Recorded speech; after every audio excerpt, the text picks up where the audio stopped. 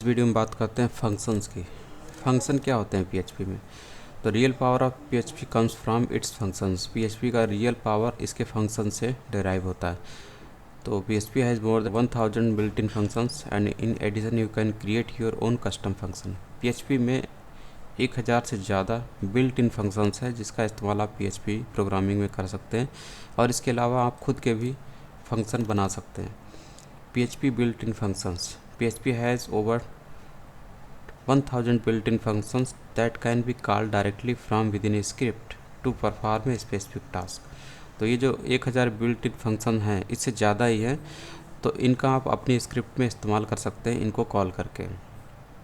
और यहाँ पर PHP बिल्ट इन फंक्शंस की लिस्ट दी हुई है। तो ये यहाँ पर फंक्शन कुछ दिए हुए, ये सारे फंक्शन हैं, ये टॉपिक दिए हुए, इनसे संबंधित जो फंक्शन है वो यहाँ पे दिए हुए हैं। उसके बाद यूज़र डिफाइंड फंक्शन क्या होते हैं जिसके बारे में हम लोग यहाँ पे पढ़ने वाले हैं। तो यूज़र डिफाइंड फंक्शन कैसे क्रिएट करते हैं? तो इसमें क्या होता है कि uh function is a block of statement that can be used repeatedly in a program.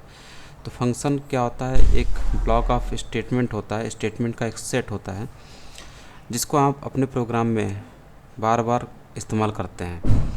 तो इसके कहने का मतलब ये है कि अगर एक सेट ऑफ कोड है, ठीक है, उसका यूज आपको प्रोग्राम में एक जगह करना है तो उस जगह पर आपको सेट ऑफ कोड लिखना पड़ेगा, फिर दूसरी जगह करना है तो वहाँ भी लिखना पड़ेगा, तीसरी जगह करना है तो वहाँ भी लिखना पड़ेगा। तो एक रिपीटिशन होता है उस कोड का। तो इससे अच्छा उपाय क्या है, एक बार आप उस फंक्शन को बना लीजिए और जहाँ भी उस सेट ऑफ कोड की ज़रूरत है उस जो कि उस फंक्शन में आपने डाल रखा है, तो उस फंक्शन को आप कॉल करके उस सेट ऑफ कोड को एग्जीक्यूट करा सकते हैं। तो इसीलिए उसका रिपीटिशन जो है उसको आप रोक देते हैं और आसानी से केवल फंक्शन को कॉल करके कहीं भी अपने स्क्रिप्ट में प्रोग्राम को इस्तेमाल कर सकते हैं।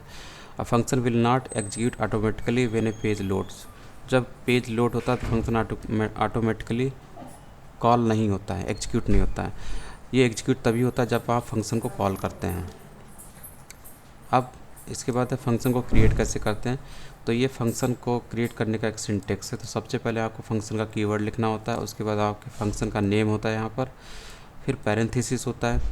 इस पैरेंथेसिस में ही पैरामीटर पास किए, पैरामीटर होते हैं जो कि आर्गुमेंट रिसीव करते हैं, वैल्यू रिसीव करते हैं। जब आप इस फंक्शन को कॉल करेंगे तो वहाँ से वैल्यू भेजे जाएंगे जो इस पैरेंथेसिस के अंदर लिखे हुए पैरामीटर में रिसीव होते हैं।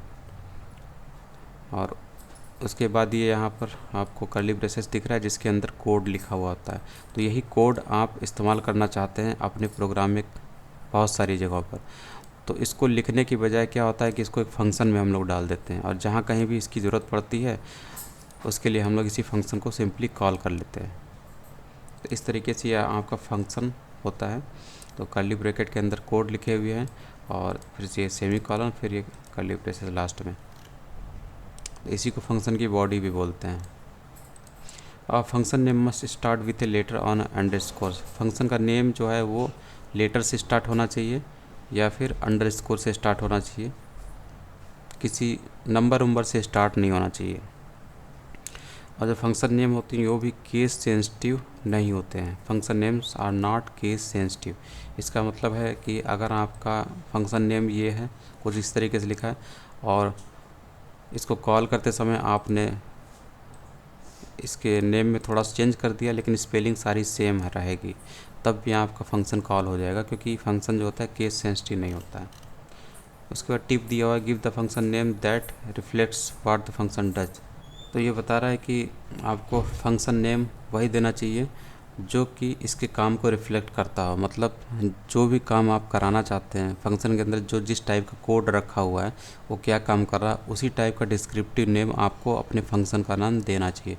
जैसे यहाँ पर है माई मैसेज, तो ये बता रहा है कि कोई मैसेज देने की बात की जा रही है, जैसे हेलो वर्ल्ड, ये एक मैसेज है। तो जैसा ये कंटेंट होता है उसी टाइप का नाम आपको यहाँ पे रखना चाहिए, कोई ज़रूरी नहीं लेकिन रखना चाहिए, ये आपकी मदद के लिए होता है। उसके बाद फंक्शन को कॉल कैसे करते हैं। कॉल करना ज़रूरी है क्योंकि अगर कॉल नहीं करेंगे तो फंक्शन रन ही नहीं करेगा। तो कॉल करने के लिए आपको सिंपली फंक्शन का नाम लिखना होता है पैरेंथेसिस के साथ और लास्ट में आपको सेमी कॉलन लगाना होता है। तो ये फंक्शन है, कंप्लीट फंक्शन, और इसे एग्जीक्यूट कराने के लिए आपने फंक्शन को यहाँ पे कॉल किया है। तो इस तरीके से आपको करना होता है। जैसे इसी को करके देखते हैं। तो देखिए ये PHP कोड है, और इसी के अंदर एक फंक्शन बनाया गया है जिसका नाम क्या है, माई मैसेज। ठीक, उसके बाद इस फंक्शन को आपको रन कराना है, तो रन कराने के लिए आप यहाँ फंक्शन को कॉल करते हैं। जैसे ही कॉल करेंगे तो कंट्रोल इस जगह पर इस फंक्शन में जाएगा और इसके बॉडी के अंदर जाएगा और इस लाइन को एग्जीक्यूट कर देगा। इस लाइन को एग्जीक्यूट करेगा तो स्क्रीन पर हेलो वर्ल्ड दिखाई देगा।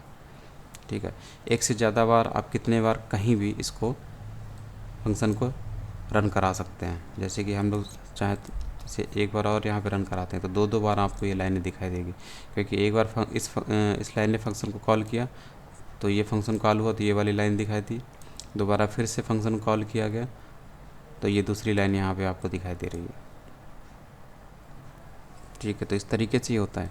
यहाँ पर आप चाहें तो एक जो ब्रेक कीवर्ड है उसका इस्तेमाल कर सकते हैं ताकि बीच में थोड़ा सा डिफरेंस रहे। यहाँ पे ब्रेक डाल देते हैं। अब दोनों लाइनों के बीच, यानी कि इससे जो आउटपुट आएगा और इससे जो आउटपुट, दोनों लाइनों के बीच में एक गैप हो गया, एक पहली वाली लाइन में, दूसरी वाली लाइन में। इस तरीके से आप कर सकते हैं। तो ये होती है फंक्शन की कॉलिंग। और ये जो केस सेंसिटिव, यहाँ पर ये क्या बोला, ये बोल रहा था कि ये केस सेंसिटिव नहीं होता है। इसका मतलब है ये माई मैसेज है, इसको थोड़ा सा हम लोग अगर चेंज करते हैं, कैपिटल एम लिख देते हैं यहाँ पर, ठीक है, तब भी ये इसको कॉल कर लेगा।